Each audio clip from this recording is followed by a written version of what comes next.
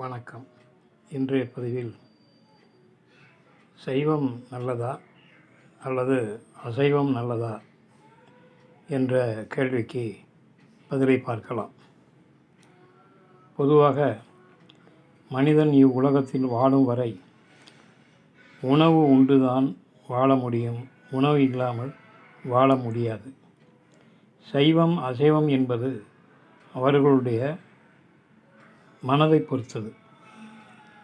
அதே நேரத்தில் சாத்விக உணவுகளை உண்டால் நமக்கு அந்த உணவின் தன்மை எப்படியோ அவ்வாறே நம்முடைய மனதும் எண்ணங்களும் வேலை செய்யும்.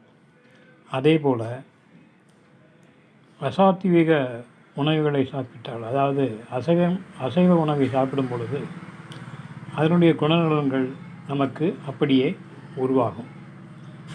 இதில் அது நல்லது இது நல்லது என்று பிரித்து பார்ப்பதற்கு என்று எதுவும் இல்லை. பொதுவாக அவரவருக்கு என்ன தேவையோ அதை சாப்பிட்டு உயிர் வாழ வேண்டியதுதான். மற்றபடி இதில் பெரிய வித்தியாசங்கள் ஒன்றும் கிடையாது. நன்றி, வணக்கம்.